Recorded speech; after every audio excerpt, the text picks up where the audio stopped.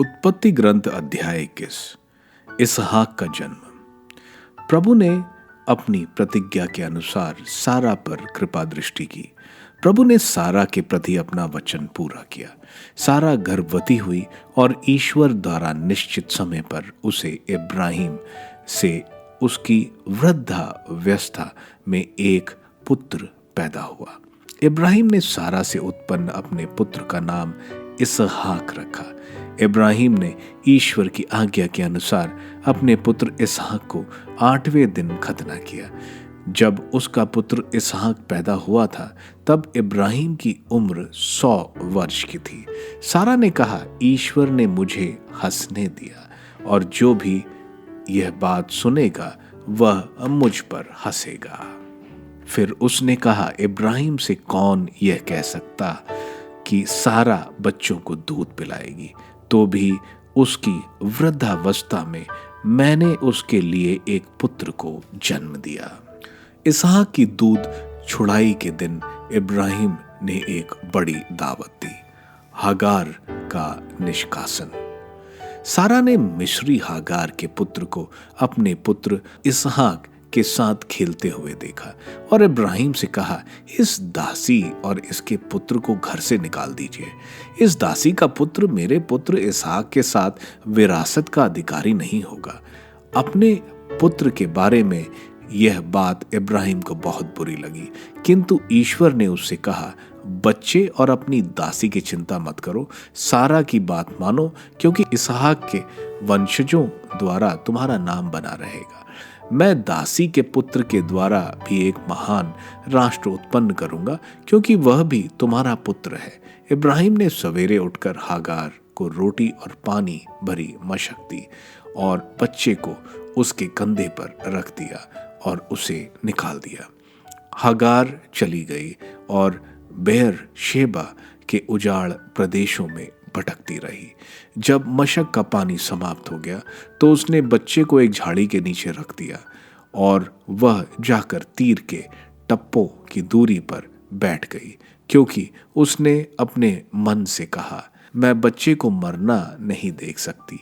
इसलिए वह वहां बैठी हुई फूट फूट कर रोने लगी। ईश्वर ने बच्चे का रोना सुना और ईश्वर के दूत ने आकाश से हागार को संबोधित कर कहा, हागार, क्या बात है? मत डरो। ईश्वर ने बच्चे का रोना सुना जहां तुमने उसे रखा है। उठ खड़ी हो और बच्चे को उठाओ और संभाल कर रखो, क्योंकि मैं उसके द्वारा एक महान राष्ट्र उत्पन्न करूंगा। तब ईश्वर ने हागार की आंखें खोल दी और उसे एक कुआं दिखाई पड़ा। उसने मशक भरी और बच्चे को पिलाया। ईश्वर बच्चे का साथ देता रहा। वह बढ़ता गया और उजाड़ प्रदेश में रहकर धनुधर बना। वह पारान के रेगिस्तान में रहता था। उसकी मां ने मिस्र की एक स्त्री से उसका विवाह कराया। इब्राहिम और अबीमेलेक की संधि।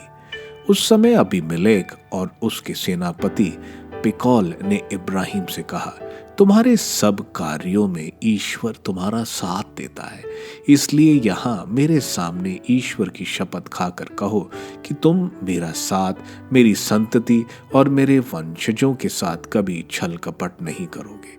जिस प्रकार मैंने तुम्हारे साथ मैत्रीपूर्ण व्यवहार किया है, उसी प्रकार का व्यवहार तुम भी मेरे तथा इस देश के साथ जिसमें तुम प्रवासी हो करोगे।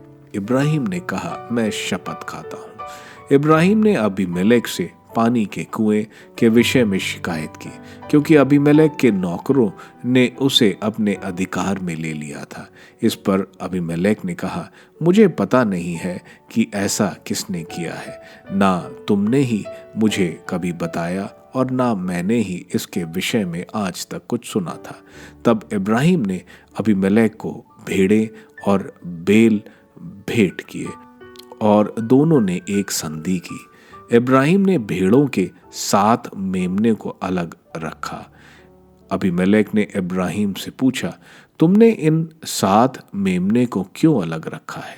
उसने उत्तर दिया, तुम मेरे हाथ से ये 7 मेमने ग्रहण करो, जिससे यह प्रमाणित हो जाए कि मैंने ही यह कुआं खुदवाया है। उस स्थान का नाम बेर शीबा पड़ा क्योंकि वहां पर उन दोनों ने शपथ खाई थी। बेर शीबा में उनकी इस संधि के बाद अबीमेलेक और उसका सेनापति पिकोल वहां से फिलिस्तीन के देश लौट गए।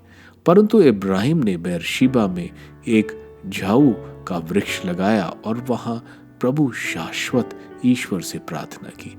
इब्राहिम फिलिस्तीनियों के देश में प्रवासी के रूप में बहुत दिनों तक निवास करता रहा।